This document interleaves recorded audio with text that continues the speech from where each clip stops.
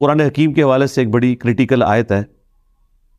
قرآن کا ایک اسلوب ہے، قرآن میں ایک زور بیان ہے جو آپ کو انسانی بکس کے اندر اس انداز سے نظر نہیں آتا. اور پھر سٹائل بھی بڑا وکرا سا ہے.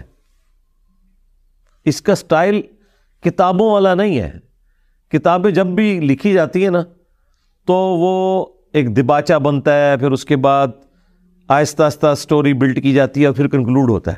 قرآن تو سٹارٹ ہی پیشن سے ہو رہی ہے. ذالک الکتاب لا ریب فیہ، یہ کتاب وہ تم نے کھولی ہے، اس میں کوئی شک کی جگہ ہی نہیں ہے. اور پھر جو کانفیڈنس لیول ہے نا قرآن کا، یہ ایک ایسے شخص کو اٹریکٹ کرتا ہے جس نے اس کتاب کو پہلے کبھی نہ پڑھا ہو. جوشوا امریکن یوتھ منسٹر مسلمان ہوئے. آپ ان کی سٹوری دیکھیں، یوٹیوب پہ رکھی ہوئی ہے، how Bible led me to accept Islam. انہیں ایک دوست لے گیا جمعے کی نماز میں صرف آبزرویشن کے لیے. وہاں ان کو امام مسجد نے صرف ایک قرآن انگلش ترجمے والا دیا. جناب وہ کہتے ہیں میں نے جمعے والے دن لیا، پڑھنا شروع کیا تو رات تک میں قرآن کو اپنا دل دے چکا تھا اور منڈے کی صبح تک پورا قرآن مکمل کر لیا. ہاں شوق کی بات ہے نا. کہتے ہیں میرا انٹرسٹ لوز ہی نہیں ہوا اور مجھے یقین ہو گیا کہ جس پیشن سے یہ بات اس میں کی جا رہی ہے نا، یہ صرف کائنات کا مالک ہی اس طریقے سے گفتگو کر سکتا ہے. بالکل اسٹریٹ فارورڈ، کوئی لگی لپٹی بات نہیں ہے، کوئی منت سماجت نہیں ہے. 2+2=4 والی بات ہوئی ہے. اس کے اندر پیشن ہے. اور پھر اللہ تعالیٰ یہاں پہ جو فرما رہا ہے کہ اگلی کتابوں کی تصدیق ہے. تصدیق دو اعتبار سے ہے. ایک تو یہ تصدیق کر رہی ہے کہ وہ کتابیں بھی اللہ کی طرف سے تھیں، اگرچہ ٹیمپر ہو چکی ہیں لیکن ہے وہ اللہ کی کتابیں. تورات، زبور، انجیل اور باقی حضرت ابراہیم علیہ السلام کے صحائف، موسیٰ علیہ السلام کے صحائف اور باقی انبیاء کے صحیفے. اور دوسرا اس اعتبار سے تصدیق کرنے والی ہے کہ ہمیشہ جو اگلی کتاب گزری ہوتی ہے نا، اس میں بعد میں آنے والی کتاب کی پیشگوئی موجود ہوتی ہے. تو قرآن پریکٹیکلی ان کتابوں کی تصدیق اس حوالے سے کر رہا ہے کہ وہ کتابیں قرآن کی وجہ سے سچی ثابت ہو گئی کہ ان کتابوں میں تھا کہ آخری پیغمبر آئیں گے، ان پر قرآن نازل ہوگا. تو قرآن نے دنیا میں آ کے ان کی اس پروفیسی کو سچا ثابت کر دیا. اس پروفیسی کو جو اس کے اندر لکھی تھی اسے بھی سچا ثابت کیا، پلس قرآن نے یہ بھی کہا کہ وہ کتابیں اللہ کی کتابیں تھی. دو طریقے سے تصدیق کر دی. ام یقولون افتراہ، کیا یہ لوگ کہتے ہیں کہ یہ پیغمبر نے خود سی گھڑ لی ہے؟ قل فأتوا بسورۃ مثلہ، اے نبی ان سے فرماؤ اگر یہ ایسا ہے نا تم بھی کوئی اس سے ملتی جلتی ایک صورت بنا کے لے آؤ. پہلے تو ویسے چیلنج آیا تھا قرآن بناؤ، پھر چیلنج کم ہوا، 10 صورتوں پہ آیا، یہاں پہ ایک صورت تک چیلنج رہ گیا. وَادْعُوا مَنِ اسْتَطَعْتُم مِّن دُونِ اللَّهِ، اور بلا لو اللہ کی سوا جتنی ہستیاں ہیں نا جن کو تم بلا سکتے ہو، ان کنتم صادقین، اگر تم واقعی سچے ہو. اچھا یہ اب عربی لنگوسٹک جو لوگ جانتے ہیں وہی قرآن کا یہ والا اعجاز فیل کر سکتے ہیں. آج کے دور میں تو ہم سائنٹیفک فیکٹس ایک ذریعہ ہے جس کے ذریعے جانچ سکتے ہیں کہ ایک ایسا شخص جو آج سے 1400 سال پہلے اس پلانٹ ارتھ پہ آیا آلموسٹ، اس نے ایسی باتیں کی کہ جن میں بہت سی باتیں ایسی ہیں جن کا انسانیت کو ادراک پچھلے 50-60 سالوں میں ہوا. تو یہ ناممکن ہے کہ ایک ایسا شخص جو اتنا عرصہ پہلے گزرا ہے وہ چیزیں بتائے جو آج کے اس ماڈرن دور میں الیکٹرانک مائکروسکوپ کے ذریعے آپ کو پتہ چل رہی ہیں. ماں کے پیٹ میں کن سٹیجز سے بچہ گزرتا ہے، کیا زبردست انداز میں اس کو بیان کیا گیا. اس زمانے میں شاعری عروج پہ تھی، شعراء نے اپنے کلام پھاڑ دیے کہ یہ کیسا کلام ہے، کیسی رکت ہے اس کلام کے اندر، کیسا سوز و گداز ہے. ردیف قافیے بھی پرفیکٹ نہیں ہے جیسا کہ شاعری میں ہوتے ہیں، لیکن ایک ردم بھی موجود ہے، آزاد نظم والا سٹائل ہے. اور پھر کیا پیشن ہے، کیا ٹو دی پوائنٹ گفتگو ہے، اور سب سے بڑھ کر کوئی اختلاف نہیں ہے. اتنی موٹی کتاب میں تو اپنی سٹیٹمنٹس کے اندر ہی کنفلکٹ آ جاتا ہے.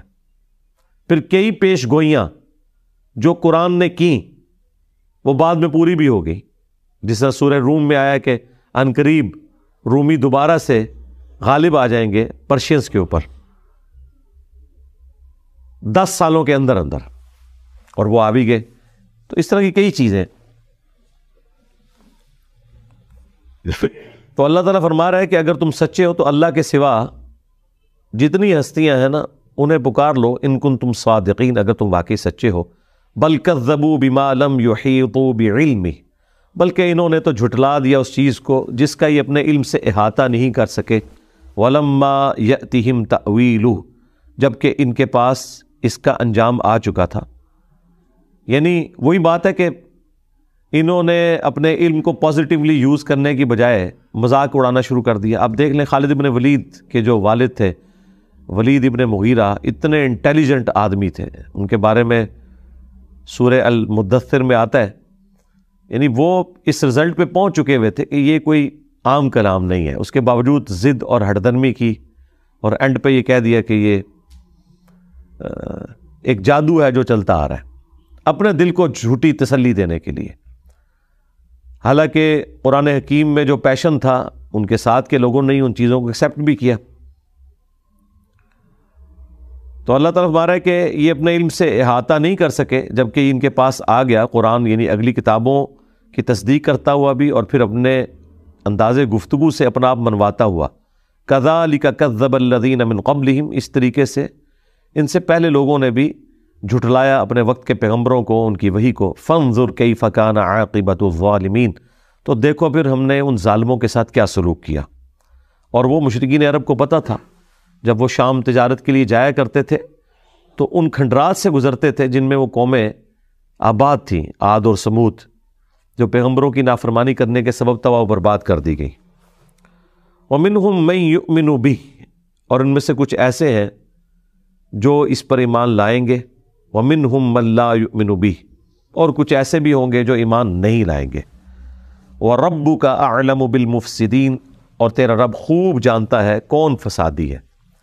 یعنی کچھ لوگ تو ایسے ہیں جو سوئے ہوئے ہیں، وہ انشاءاللہ ایک نہ ایک دن جاگ جائیں گے، اور کچھ فسادی ہیں جنہیں پوری بات سمجھ آئی ہوئی ہے، اس کے باوجود وہ ہٹ درمی کی وجہ سے قائم ہے اپنے ان غلط نظریات کے اوپر، اور پھر اپنے آپ کو جھوٹی تسلیاں بھی دیتے ہیں. کس طریقے سے دیکھیں نا، ابو جہل جو ہے وہ باقاعدہ اللہ تعالیٰ سے دعائیں کر رہا تھا غزوہ بدر میں، مسلمان بھی اللہ سے کر رہے تھے، اور نعوذ باللہ وہ کہتا تھا کہ اس کو ہلاک کر جس نے بھائی کو بھائی سے جدا کیا. تو پریکٹیکلی تو ایسا ہوا ہے، بھائی سے جدا ہوا جنگ میں، ایک طرف باپ ہے دوسری طرف بیٹا ہے. یہ تو ہوگا بھائی، جب حق اور باطل کی کشمکش ہوگی تو پھر اس لیول تک جانا ہوگا. اور پھر ایک دعا تو قرآن میں نقل ہوئی ہے سورۃ الانفال میں کہ اے اللہ اگر واقعی یہ قرآن حق ہے تو آسمان سے اب پتھر نازل فرما. اے اللہ ہم تیرے بندے ہیں، ابھی فیصلہ کرتے، ہم تو تیرے ساتھ مخلص ہیں. اور پھر پتھر نازل نہیں ہوتے تھے، کہتے تھے دیکھو یہ سچا ہوتا تو ابھی پتھر اوپر سے آتا. پھر اللہ نے اس کا بھی جواب دیا. دیکھو رپلائی ٹو کرنا پیدا جائے. اللہ نے بھی سینکڑوں جگہ پر رپلائی ٹو کیا ہے، کیونکہ اس سے جو بھولے بالے لوگ ہوتے ہیں نا وہ رائے راست سے ہٹنا شروع کر دیتے ہیں. پھر اللہ تعالیٰ نے فرمایا کہ بھائی حالانکہ اس سے پہلے قرآن حکیم میں درجنوں آیات موجود تھیں جس میں اللہ کی سنت بتائی گئی تھی کہ اللہ کا یہ اصول ہے جب کبھی پیغمبر آتا ہے تو 2 پارٹیاں بن جاتی ہیں، ایک پیغمبر کے ماننے والی، ایک مخالفین. اللہ تعالیٰ ایمان والوں کو نجات دیتا ہے، مخالفین کو تباہ و برباد کر دیتا ہے، کبھی چنگھاڑ کی شکل میں عذاب بھیج کے، کبھی آگ کا عذاب بھیج کے، کبھی آندھیوں کا عذاب بھیج کے، کبھی سمندر میں غرق کر کے، کبھی پتھروں کی بارش کے ذریعے. یہ نہیں ہوا کہ اہل ایمان اور کافر اکٹھے ایک جگہ پہ رہ رہے ہوں اور وہاں پہ عذاب آ جائے. نہیں، یہ اللہ تعالیٰ نے پروٹوکول دیا اہل ایمان کو کہ تمہیں وہاں سے نکالوں گا اور پھر باقیوں کو عذاب دوں گا. ویسے اللہ کے لیے کوئی مشکل نہیں، مکسچر میں بھی دیا جا سکتا ہے، لیکن اللہ تعالیٰ نے ایک پروٹوکول دیا.